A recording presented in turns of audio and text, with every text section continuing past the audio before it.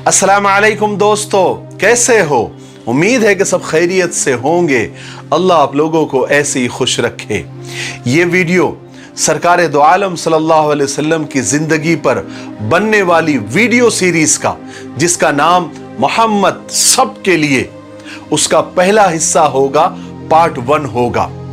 इससे पहले कि हम सरकार दो आलम सल्लल्लाहु अलैहि वसल्लम की सीरत मुबारका यानी आप सल्लल्लाहु अलैहि वसल्लम की पूरी जिंदगी को सुनना समझना शुरू करें, उससे पहले थोड़ा शॉर्टकट में मक्का मुकर्रमा की सरजमीन का बैकग्राउंड को समझना जरूरी है कि मक्का शहर कहां आबाद हुआ, कैसे आबाद हुआ, किसने आबाद किया, और साथ साथ काबतुल्लाह की तामीर कब हुई, कहां हुई और कैसे शुरू हुई और किसने की, ताकि सरकार दो आलम सल्लल्लाहु अलैहि वसल्लम की पूरी जिंदगी हमारे दिमागों में बेहतर तरीके से बैठ सके।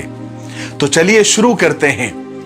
मक्का मुकर्रमा यानी मक्का शहर आज से तकरीबन 4000 साल से भी ज्यादा पहले हजरत इब्राहिम अलैहिस्सलाम की बीवी हजरत हाजरा अलैहिस्सलाम ने आबाद किया था। यही शहर बाद में मोहम्मद रसूलुल्लाह सल्लल्लाहु अलैहि वसल्लम का वतन हुआ।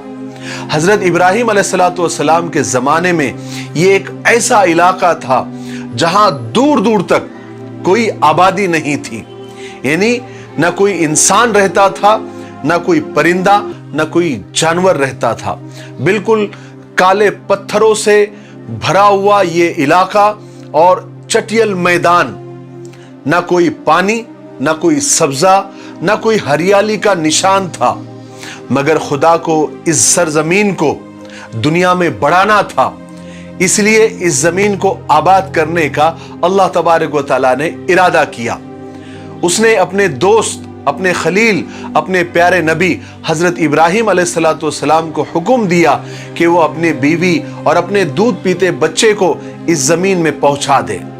हजरत इब्राहिम अलैहिस्सलाम ने अल्लाह के हुक्म के आगे सर झुकाया और अपने बीवी बच्चों को इस वीरान और चटियल मैदान में पहुंचा दिया।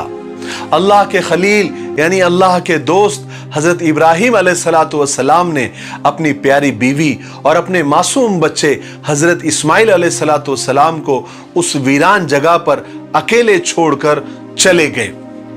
हजरत हाजरा अलैहिस्सलाम यहां पर हैरान और परेशान फिर रही थी। उनकी गोद में मासूम बच्चा भूख और प्यास से तड़प रहा था। अल्लाह ताला ने अपने फरिश्ते हजरत जिब्राइल अलैहिस्सलाम को भेजा। जिस जगह आज काबा है उसके करीब हजरत इस्माइल अलैहिस्सलाम जहां प्यास की वजह से अपनी एड़ियां रगड़ रहे थे, अल्लाह के हुक्म से वहां पर पानी का चश्मा उबल पड़ा। यही वो चश्मा है जो जमजम का कुआं कहलाता है। इस तरह खुदा ने इस सूखे और बंजर इलाके में पानी का इंतजाम कर दिया और हजरत हाजरा और उनका बेटा हजरत इस्माइल अलैहिस्सलाम यहां सब्र और सुकून के साथ रहने लग गए। फिर क्या था, यहां पानी को देखकर परिंदे आने शुरू हो गए। हर वक्त परिंदों के झुंड वहां पर उड़ने लगे। इत्तेफाक से उस जमाने में एक काफिला वहां से गुजर रहा था। वो काफिला एक कबीले का था। वो कबीले का नाम बनी जुरहुम था, जो पानी की तलाश में इधर उधर भटक रहा था। उसने परिंदों के झुंड को उड़ते हुए देखा तो समझ गए कि यहां कहीं पर पानी मौजूद है, और ढूंढते ढूंढते वो उस कुएं के पास पहुंच गए। हालांकि ये वाकयात बहुत लंबे हैं, लेकिन यहां पर आप सल्लल्लाहु अलैहि वसल्लम की सीरत बताना मकसद है, इसलिए मैं ये सब वाकयात पर शॉर्टकट में और मुख्तसर अंदाज में मैं बोलकर गुजर रहा हूं। उस कबीले वालों ने यहां आकर देखा तो क्या देखते हैं कि एक अकेली औरत अपने मासूम बच्चे को लिए बैठी हुई है।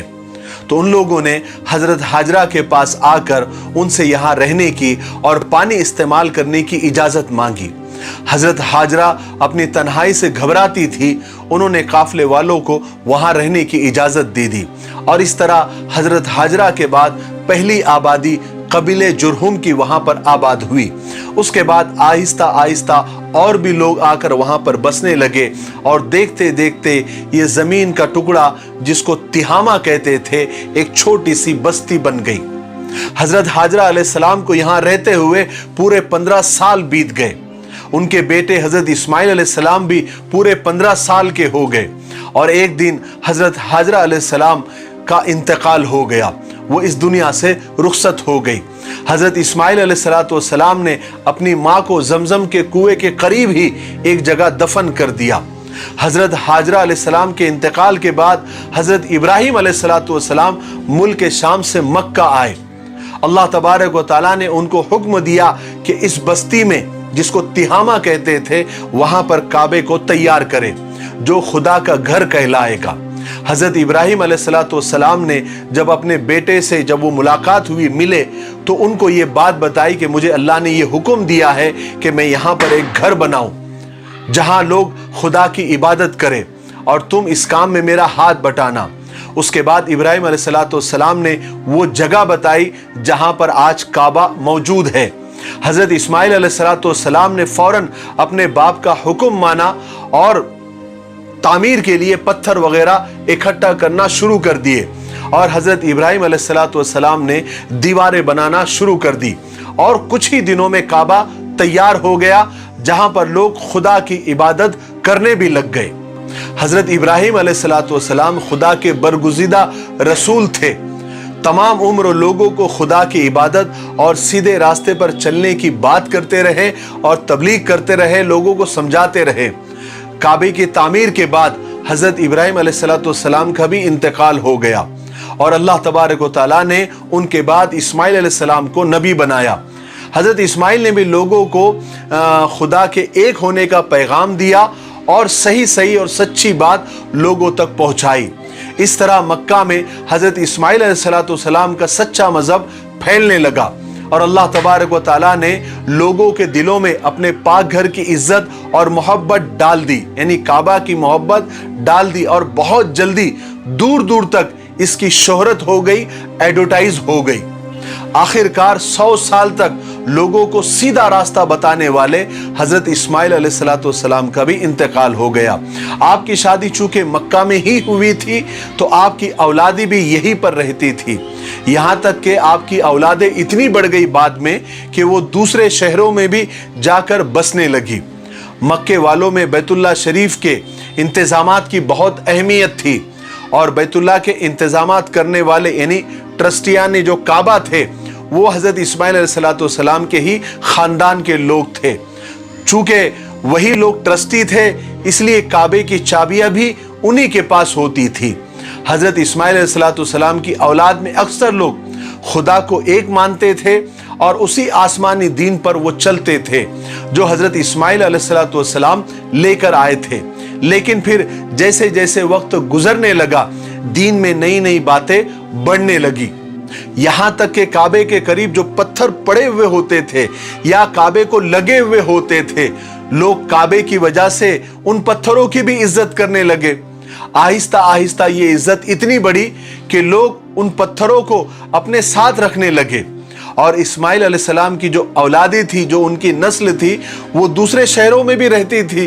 तो वो लोग वो पत्थर को तबर्रुक समझकर, बरकत की चीज समझकर अपने साथ ले जाने लगे और उन पत्थरों की भी इज्जत करने लगे जितनी वो काबे की और हजरे अस्वद की करते थे। फिर आने वाली औलाद तो एडवांस होती है, उन्होंने पत्थरों की इज्जत अपने बाप दादाओं से ज्यादा वो करने लग गए।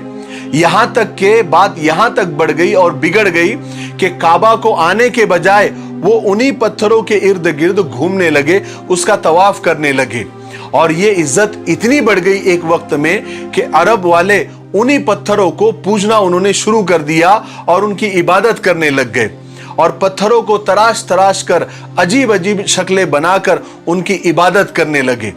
और इस तरह अरब में बुत परस्ती की यानी बुतों को पूजना उसकी शुरुआत हो गई और लोग हजरत इब्राहिम अलैहिस्सलाम और हजरत इस्माइल अलैहिस्सलाम का दीन तकरीबन भूल ही गए। मगर मक्का में अभी तक कोई बुत नहीं आया था। जिस शख्स ने मक्का में बुत परस्ती की शुरुआत की और बुत परस्ती को फैलाया वो उसका नाम था अम्र बिन लुही।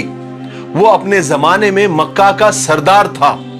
हुआ ये कि वो एक दफा अपना इलाज कराने के लिए मुल्क शाम गया, जहां उसने लोगों को पत्थरों को और तस्वीरों को पूजते हुए देखा। तो उसे वो तरीका बहुत पसंद आया और वो वहां से एक बुत लेकर मक्का में आ गया और उसे बैतुल्ला में यानी काबा में रखवाया। इस तरह पहला बुत काबा में रखा गया जिसका नाम हुबुल था। फिर अम्र एक दिन जद्दा गया, वहां से भी वो कुछ बुत उठाकर ले आया और लोगों से कहने लगा कि इनकी इबादत करो। लोग चूंकि हर साल मक्का में हज को आते थे तो बहुत जल्दी उन बुतों की शोहरत हो गई और लोग उनसे मिन्नतें मांगने लग गए। अरब में चूंकि सैकड़ों कबीले थे, सब ने अपने अलग अलग बुत बना लिए। जो कबीला जितना बड़ा और मशहूर था, उनके बुत उतने ही बड़े और उतने ही मशहूर हो गए। मक्का में सबसे बड़ा और मशहूर कबीला कुरैश का था। उनके बुत का नाम हुबुल और उज़्ज़ा था। और दूसरा जो मशहूर कबीला था वो ताइफ का था, जिसका नाम सकीफ था, कबीले सकीफ, और उनके बुत का नाम लात था। उसके अलावा और भी बहुत सारे बुत थे जिनके नाम आसाफ, नाइला वगैरह ऐसे कुछ थे। इस तरह खुदा का घर बुतों का अड्डा बन गया। इसी तरह बुत परस्ती करते हुए सदियां गुजर गई, लोगों के जहन बदल गए। अब वो खुल्लम खुल्ला बुतों को पूजने लग गए, मगर फिर भी इतनी बुत परस्ती के बावजूद बैतुल्ला की इज्जत, काबे की इज्जत उन लोगों के दिलों में थी, जैसा कि उनके बाप दादाओं के दिलों में थी और उनके जमाने में थी। लोग ऐसे वक्त में भी अपने घरों को काबे से ऊंचा नहीं बनाते थे, उसको बहुत बड़ा गुनाह समझते थे। ये वीडियो अब काफी लंबा हो रहा है, इसलिए आज हम यहीं पर रुक जाते हैं। अब हम दूसरे हिस्से में आपको बताएंगे कि जमजम का कुआं कहां चला गया, उसको किसने बंद कर दिया, कब बंद कर दिया। अब तो लोग भूल भी गए थे कि यहां पर कोई कुआं भी था। वो कैसे मिला, किसने बताया। फिर हाथियों वाला किस्सा, जो अबाबिल वाला किस्सा था, जो कुरान पाक में भी मौजूद है। उसके बाद सरकार दो आलम सल्लल्लाहु अलैहि वसल्लम के पैदा होने से पहले अल्लाह तबारक व तआला ने कैसी निशानियां दुनिया को बताई थी, ये हम दूसरे हिस्से में आपको बताएंगे। तो हमने अल्हम्दुलिल्लाह हिम्मत करके ये सीरीज मोहम्मद सब के लिए शुरू कर दी है। हमने अपने वादे को पूरा करना शुरू कर दिया है। आप भी अपने वादे को पूरा करें और इस वीडियो को कम से कम 5 लोगों को आप जरूर शेयर करें। अगर आप ज्यादा शेयर करते हैं और ज्यादा लोगों तक बात पहुंचती है तो ये बात आपके लिए बाइसे सवाब होगी और सदक़े जारिया होगा। तब तक के लिए मेरे लिए और पूरी उम्मत के लिए खैर और भलाई की दुआ करते रहें। अस्सलामु अलैकुम व रहमतुल्लाहि व बरकातुहू।